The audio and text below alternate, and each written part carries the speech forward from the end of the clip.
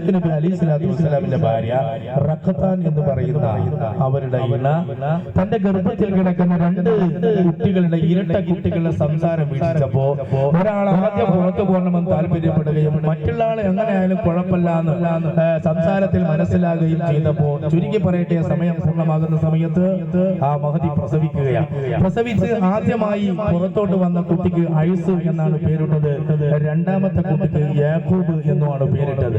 അങ്ങനെ ദിവസങ്ങൾ മാസങ്ങളായി വർഷങ്ങൾ ഇങ്ങനെ വളർന്ന് വലുതാകാൻ തുടങ്ങിയപ്പോ ഉമ്മാനെയും ഉപ്പാനെയും സംബന്ധിച്ചിടത്തോളം ചരിത്രം സമയമില്ലാത്തതുകൊണ്ട് ആദ്യം ഒന്ന് സ്പീഡപ്പ് പറഞ്ഞു പോയിട്ട് ഒരു പ്രധാനപ്പെട്ട ഭാഗത്തേക്ക് നമുക്ക് തൽക്കാലം എത്തിക്കുവാണല്ലോ. അതുകൊണ്ടാണ് ഇനി തുടക്കം നിലയ്ക്ക് നാളൊന്നുകൂടെയൊക്കെ മൂവായ റാഹത്താവും. അപ്പൊ ഏതായിരുന്നാലും അങ്ങനെ ഒന്നാമത് വന്ന കുട്ടിക്ക് ഇരട്ട കുട്ടികളായിരുന്നു ഇസ്ഹാഖ് നബി അലൈഹി സ്വലാത്തു വസ്സലാമിന്റെ ഭാര്യ റഖ്താൻ എന്ന് പറഞ്ഞ ആ സ്ത്രീയുടെ ആ പ്രസവത്തിൽ ഉണ്ടായിരുന്നത്. ഒന്നാമത്തെ കുട്ടിക്ക് ഐസ് എന്ന് പേരിട്ടു, രണ്ടാമത്തെ കുട്ടിക്ക് യാക്കൂബ് എന്നും പേരിട്ടു. ഇവിടെയുള്ള പ്രത്യേകത എന്താണെന്ന് വിചാരിച്ചാൽ കുട്ടികളെ വളർന്ന് വലുതാകാൻ തുടങ്ങിയപ്പോ ഉപ്പാക്ക് ഐസിനോടാണ് സ്നേഹം. എന്താ പറഞ്ഞാൽ മറ്റേ കുട്ടിയോട് തീരെ സ്നേഹമില്ല എന്നല്ല ഈ പറഞ്ഞിരുന്ന വായന. ഉള്ളതിൽ ഒരു ലേശം പ്ലസ് പോയിന്റ് ആയിട്ട് ഒരല്പം കൂടുതൽ സ്നേഹം ഐസ് എന്ന് പറഞ്ഞ ഒന്നാമത്തെ കുട്ടിയോട്. അതിനെന്താ കാരണം? ആദ്യമായിട്ട് തങ്കക്കനി ഭൂമി ലോകത്തേക്ക് വരില്ലേ. അപ്പൊ അത് കണ്ടപ്പോ ആ ഒരു സന്തോഷം. ഏതായിരുന്നാലും പിതാവിന് ഇരട്ട കുട്ടികളിൽ ആദ്യത്തെ കുട്ടിയാകുന്ന ഐസിനോടാണ്. ഉമ്മാക്ക് കൂടുതൽ ഇഷ്ടം ഈ ഇരട്ട കുട്ടികളിൽ രണ്ടാമത്തെ കുട്ടിയാകുന്ന യാക്കൂബിനോടാണ്. അതെന്താ കാരണം? നേരത്തെ സംസാരത്തിൽ മനസ്സിലായിട്ട് ഒന്നാമത്തെ ആൾ അല്പം വാശിക്കാരനാണ്. കാരണം ഞാനും മാതാവിന്റെ ഗർഭപാത്രം പൊളിച്ചെങ്കിലും പുറത്തു വരും എന്നൊക്കെ സംസാരിക്കുന്നത് കേട്ടിട്ടുണ്ട്. അപ്പോ മാത്രമല്ല ഇളയതിനോട് ഒരു ചെറിയ ഒരു സ്നേഹം ഉണ്ടാവുകയും ചെയ്യുമല്ലോ, വലുതും ചെറുതും ആവുമ്പോ. അപ്പൊ ചുരുക്കി പറഞ്ഞ ഉമ്മാക്ക് ചെറിയ യാക്കൂബിനോടാണ് സ്നേഹമുള്ളത്, ഉപ്പാക്കാണെങ്കിലോ ഐസിനോടാണ് സ്നേഹമുള്ളത്. ഒരിക്കൽ ഉപ്പ ഈ കുഞ്ഞുമക്കളെ ഇവരൊക്കെ വിളിച്ചു വരുത്തി കുറച്ചൊക്കെ വളർന്ന് വലുതായപ്പോ അവരോട് കുട്ടികളോട് പറഞ്ഞു, ഐസിനോടാണ് ഉപ്പ പറഞ്ഞത്. ഒന്നാമത്തെ കുട്ടിയോട് പറഞ്ഞു, ഐസിനോട് വളർന്ന് വലുതായ പറഞ്ഞു, മോനെ കാട്ടിൽ പോയി വേട്ടയാടി ഒരു മാനിനെ പിടിച്ചു കൊണ്ടുവന്ന് എന്റെ മുമ്പിൽ നീ കൊണ്ടുവരാണെങ്കിൽ നിനക്ക് ഞാൻ നുബുവത്ത് കിട്ടാൻ വേണ്ടി അള്ളാഹുവിനോട് ദുആ ചെയ്യാം എന്നൊരു സംസാരം ഈ യാക്കൂബ് ഇസ്ഹാഖ് നബി അലൈഹി സ്വലാത്തു വസ്സലാം ഐസ് എന്ന് പറഞ്ഞ കുട്ടിയോട് പറഞ്ഞു. ഈ സംഗതി ആര് കേട്ടു? ഉമ്മ കേട്ടു. ഉമ്മ കേട്ടപ്പോ പഠിച്ചോനെ എനിക്ക് ഇഷ്ടമുള്ള യാക്കൂബിനാണല്ലോ അത് കിട്ടേണ്ടത്, അതുകൊണ്ട് ഐസിനോടാണല്ലോ പിതാവ് പറഞ്ഞത്. അതുകൊണ്ട് എത്രയും പെട്ടെന്ന് ഐസ് അത് പോയി മാനിനെ പിടിച്ചു കൊണ്ടുവരുന്നതിന് മുമ്പ് ഇസ്ഹാഖ് നബി അലൈഹി സ്വലാത്തു വസ്സലാമിന്റെ ഭാര്യ റഖത്താൻ ഒരു പരിപാടിയോട് ഒപ്പിച്ചു. എന്താ അവർ ഒപ്പിച്ചത്? ഈ പൊന്നുമോനെ യാക്കൂബിനെ വിളിച്ചിട്ട് തന്റെ വീട്ടിലുള്ള ആടിനെ അറുത്ത് നല്ല ഒരു ഭക്ഷണം ഉണ്ടാക്കി അതൊക്കെ പൊരിച്ച്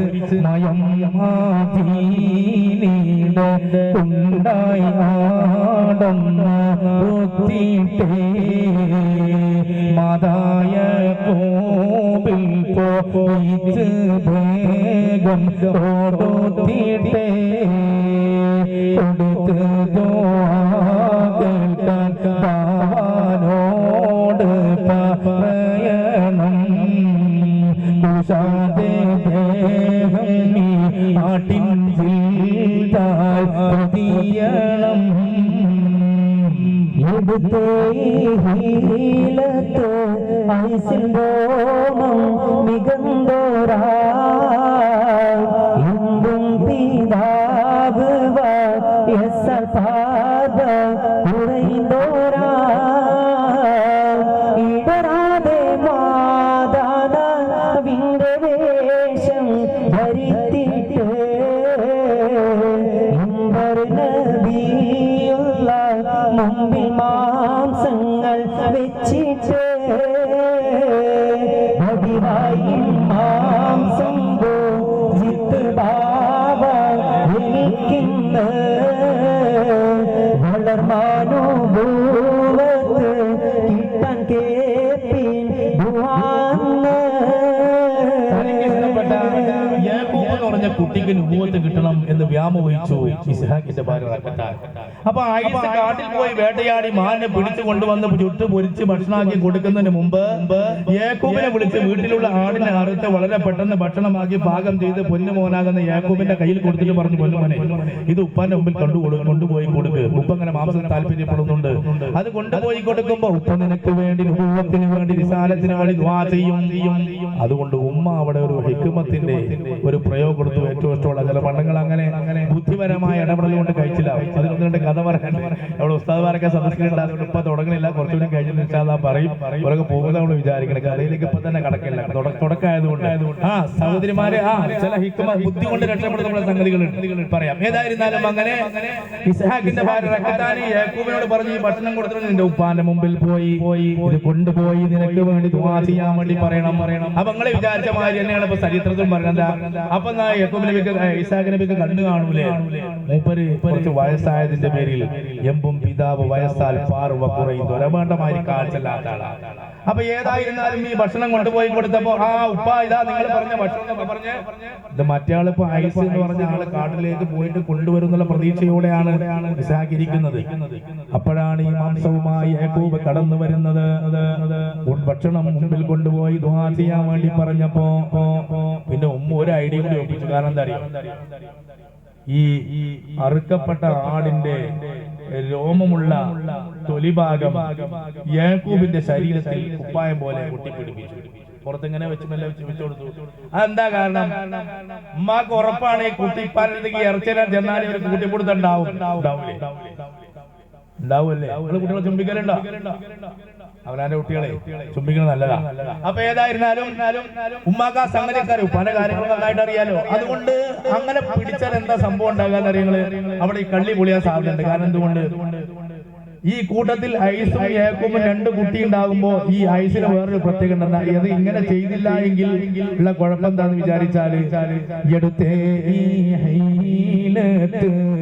ഐസിൽ രോമം നീഗന്തോരാ എമ്പും പീതാവ് യസാൽ പാർവ കുറയുന്തോരാ. ഐസ് എന്ന് പറയുന്ന കുട്ടിയുടെ ശരീരത്തിലൊക്കെ രോമങ്ങൾ കൂടുതലുള്ള കുട്ടിയാണ്. യാക്കൂബിനാണെങ്കിൽ അതില്ലതാനും. അപ്പൊ ഈ മാംസേറ്റം ചെല്ലുമ്പോൾ സ്വാഭാവികമായിട്ടും ഒന്ന് അടച്ചു കൂട്ടി പിടിച്ച് ചുംബിക്കാൻ സാധ്യതയുണ്ട്. അപ്പൊ അങ്ങനെ ചുംബിക്കുമ്പോ ഈ ശരീരത്തിലൊക്കെ തൊട്ട് നോക്കുമ്പോ അങ്ങനെ അല്ലെ അമ്മിന്റെ മുകളിലുള്ള മാതിരി വല്ല നൈസായിട്ട് കണ്ടാൽ സംശയം തോന്നും. അതുകൊണ്ട് തൊട്ടിങ്ങനെ കെട്ടിപ്പിടിക്കുമ്പോ ഐസാന്ന് തോന്നും ചെയ്യലോ എന്ന ഒരു ഹിക്മത്ത് കൂടി പ്രവർത്തിച്ച യുക്തി കൂടി ഒരു ഹീലത്ത് കൂടി പ്രവർത്തിച്ചിട്ടാണ് ഈ ഭക്ഷണങ്ങളുമായി മാംസവുമായി പിതാവിന്റെ മുന്നിലേക്ക് പറഞ്ഞയച്ചു. ഇതങ്ങോട്ട് ചെന്നപ്പോ യാക്കൂബ് ചെന്നിട്ട് ഭക്ഷണം കൊണ്ടുപോയി കൊടുത്തിട്ട് പറഞ്ഞു, ബടിവായി മാംസം ഭുജിത്ത് ബാവായി എനിക്കൊന്ന് വളർമ്മ അനുഭവത്ത് കിട്ടാതെ കൊണ്ടുപ്പാ നിങ്ങൾ പറഞ്ഞ ഭക്ഷണം ഞാൻ കൊണ്ടുവന്നിട്ടുണ്ട്, എനിക്ക് വേണ്ടി നിങ്ങൾ ദുആ ചെയ്യണം അനുഭവത്തിന് വേണ്ടി. നബി അപ്പൊ എന്ത് ചെയ്തു? ഇസ്ഹാഖ് നബി അപ്പോൾ മോനാടോടാടുപ്പിത്ത് കേരത്തിലൊന്ന് താടോണ്ട് മണപ്പിത്ത് കോമാനെ വാസത്തിൽ യാക്കൂബാണെന്ന് തോന്നുന്നു.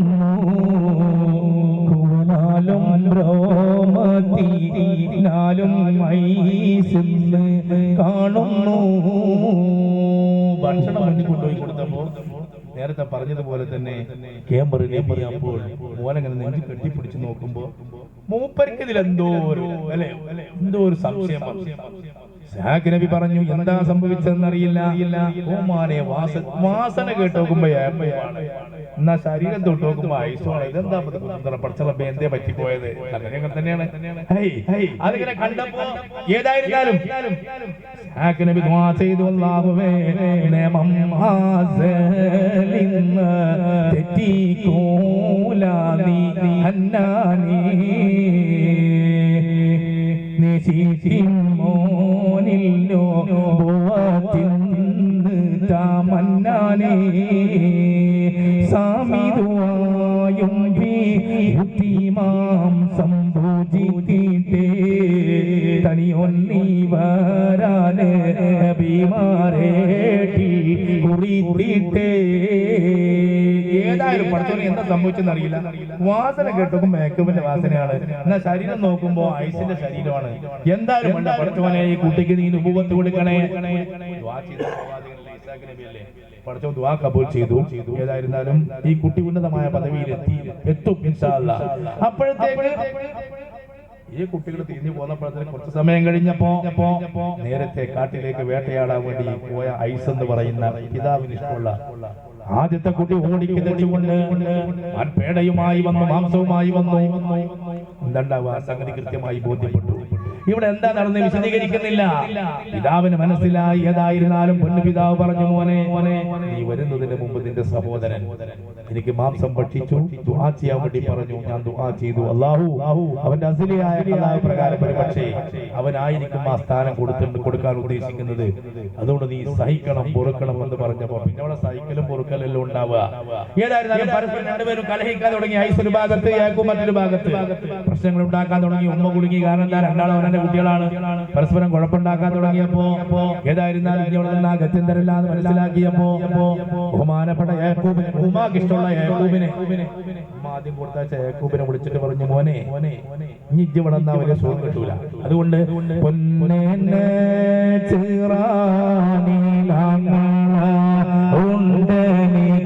പോയി സുഖത്തില മാമക്ക്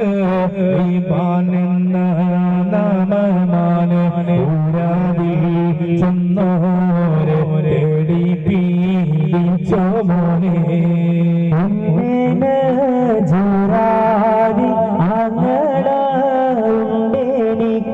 പോയി സുഖത്തിൽ ഉമർ കൂടെ നിവസിക്ക് മാമാക്ക് ഈ പാഞ്ഞെന്ന നാമമാണ് ചെന്നോരെ തേടി പീഡിച്ചോ മോനെ ഇന്നും മോടിന്തും മോനെ നാറ്റി മാണത്ത് ഇവരാ പീതാവോടനുവാദവും നേടുത്ത് പിന്നവർ കണ്ണാണ് എന്നും പതിവിടുണ്ട് തിരികെ പകലിൽ മാറങ്ങിരുന്ന് മറഞ്ഞും രാബെല്ലാം നാടന്തും ജിറാനെത്തി മാമന കണ്ട് വിവരം പറഞ്ഞുണർത്തി. തന്റെ ഇരട്ട കുട്ടികളാകുന്ന ഐസും യാക്കൂബും തമ്മിലും വീട്ടിൽ കുഴപ്പമുണ്ടാക്കി മുന്നോട്ട് പോകൂല എന്ന് കണ്ടപ്പോ യാക്കൂബ് തനിക്ക് ഇഷ്ടപ്പെട്ട, ഉമ്മാക്ക് ഇഷ്ടപ്പെട്ട യാക്കൂബിനെ വിളിച്ചുകൊണ്ട്, എന്റെ ആങ്ങള നിജറാൻ എന്ന് പറഞ്ഞ സ്ഥലത്തുണ്ട്, ലിബാൻ എന്നാണോ പേര്, അവിടെ ചെന്ന് അന്വേഷിച്ച് മോനെ ഉമ്മാന്റെ വീട്ടിലേക്ക് പറഞ്ഞയച്ച കുട്ടിയെ ഈ ജിജ്ജ അവിടെ പോയി കുറച്ചു കാലം എന്നൊക്കെ പറഞ്ഞിട്ട് യാക്കൂബ് എന്ന് പറഞ്ഞ കുട്ടിയെ അമ്മാമന്മാരുടെ നാട്ടിലേക്ക് പറഞ്ഞയച്ചു. അമ്മാമൻ ലിബാനെ കണ്ടുമുട്ടി. ദിവസങ്ങളോളം വർഷങ്ങളോളം അവരുടെ കൂടത്തിൽ കഴിച്ചു. ആടുമേച്ച് ജീവിതം നയിച്ചു. അങ്ങനെ ഒരു വളർന്നു വലുതായി വലിയൊരു മനുഷ്യനായപ്പോ, ഒരു യുവാവായപ്പോ അവനെ കല്യാണം കഴിക്കാൻ താല്പര്യപ്പെട്ടു. അവൾ ലിബാനിന്റെ മകൾ റാഹീൽ എന്ന് പറഞ്ഞ പൊന്നുമോളെ കല്യാണം കഴിച്ചു. ഇസ്ഹാഖ് നബിയുടെ മകൻ യാക്കൂബ് നബി അലൈഹി സ്വലാത്തു വസ്സലാം. അങ്ങനെ കല്യാണം കഴിച്ച് അവർക്ക് ഇനി നാട്ടിലേക്ക് പോകണം താല്പര്യപ്പെട്ടു. ഐസിന്റെ ദേശമൊക്കെ തീർന്നുണ്ടാവും, വലിയ ആളായില്ലേ, അതുകൊണ്ട് നാട്ടിലേക്ക് പോകണം, ഉമ്മാനെ കാണണം, ഉപ്പാനെ കാണണം എന്നൊക്കെ മോഹിച്ച് നാട്ടിലേക്ക് വരാൻ വേണ്ടി തീരുമാനമെടുത്ത് നാട്ടിലേക്ക് വരാൻ താല്പര്യപ്പെടുന്ന നാട്ടിൽ പോയിട്ട് എന്താ ചെയ്യാ, പ്രത്യേകിച്ച് സാധന സാമഗ്രികളൊന്നും ഇല്ലല്ലോ.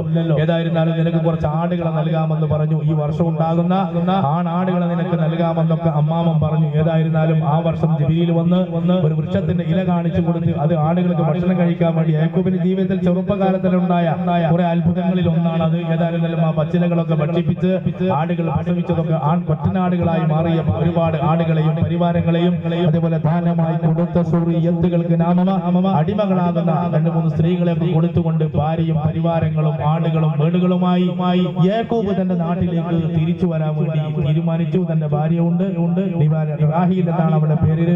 അവിടുന്ന് അങ്ങോട്ട് നമ്മുടെ ചരിത്രം മുന്നോട്ട് പോകുന്നു.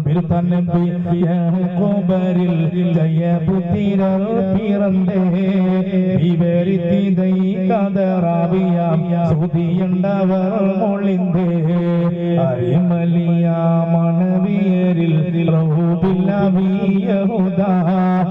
അവരും ഇവർ നാലേരും പിറന്ന് മുല്ലാം വലുതായി ജയപുത്തിരർ പിറന്നേ വിവരിത്തിടെ കതറവിയ സുതിയനവർ മോളിന്റെ അമലിയ മണവിയരിൽ അവരും ശമൂന്നവർ പിറന്ന ഓത് മുന്നം വലുതായി ബൽഹത്ത് സരിയത്തിൽ സൂര്യത്തിൽ റിയാദുരരാ പരിശക്കണി സുഖ